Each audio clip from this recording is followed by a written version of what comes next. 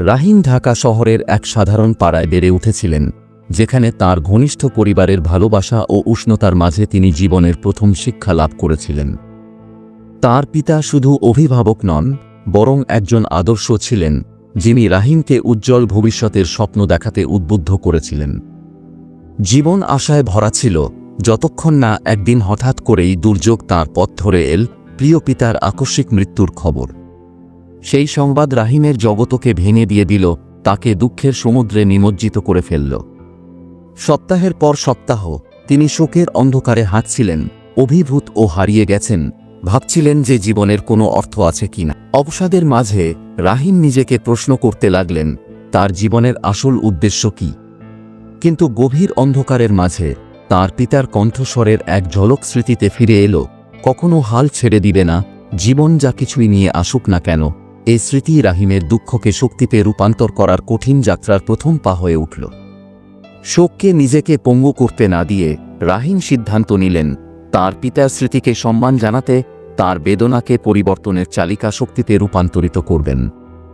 একসাথে ভাগ করা স্বপ্নগুলো অনুসরণের সংকল্প নিয়ে তিনি তার দুঃখকে সামনে এগিয়ে যাওয়ার জ্বালানি হিসেবে ব্যবহার করতে শুরু করলেন। প্রথম দিকে পথটা সহজ ছিল না। প্রতিদিন নতুন নতুন চ্যালেঞ্জ নিয়ে আসত পিতার অনুপস্থিতির অবিরাম স্মৃতি।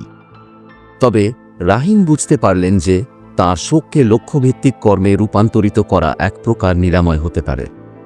তিনি পড়াশোনায় নিজেকে নিমগ্ন করলেন, শেখার মধ্যে শান্তি ও আত্মোন্নতির আশ্রয় খুঁজলেন। ধীরে ধীরে দীর্ঘ ঘণ্টার নিবিড় অধ্যয়ন তার শূন্য ও হতাশ মুহূর্তগুলোকে প্রতিস্থাপন করতে শুরু করল। পাশাপাশি রাহিম সম্প্রদায় সেবায় আশ্রয় নিলেন।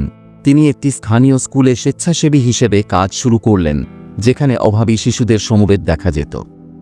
এই ছোট্ট মনগুলিকে শিক্ষা দেওয়া কেবল তাকে ব্যস্ত রাখল না, বরং এমন এক পরিপূর্ণতার অনুভূতি তৈরি করল, যা তিনি মাসের পর মাসে অনুভব করেন। শিশুদের পথপ্রদর্শন করার সময় রাহিম উপলব্ধি করলেন, প্রতিটি ছোট বিজয়, যেমন একজন ছাত্র নতুন কিছু বুঝতে পারা বা কান্নার বদলে হাসির ঝলক, এক শক্তিশালী প্রতিরোধের প্রমাণ।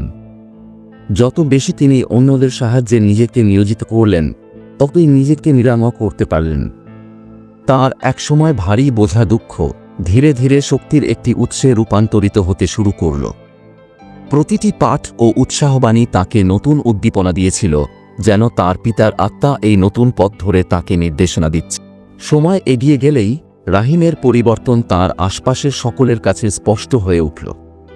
প্রতিবেশী ও বন্ধুরা, যারা তাকে তার অন্ধকার দিনগুলোর মধ্য দিয়ে সংগ্রাম করতে দেখেছিল, এখন তাকে আশার ও প্রেরণার এক দীপ্তি হিসেবে দেখতে লাগলেন। তার যাত্রা সম্প্রদায়ের অনেক মানুষের সাথে গভীরভাবে অনুরণিত হল, তারা যারা নিজস্ব কষ্ট ও ক্ষতির সম্মুখীন হয়েছেন।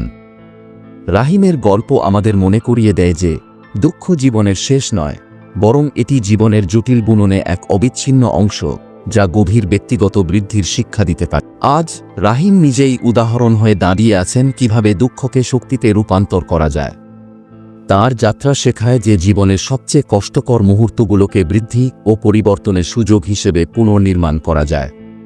শোককে নিজের ভবিষ্যৎ নির্ধারণ করার বদলে রাহিম সিদ্ধান্ত নিলেন, তার অভ্যন্তরীণ বেদনা থেকে প্রতিরোধ, সহানুভূতি ও দৃঢ় সংকল্প গড়ে তুলবেন।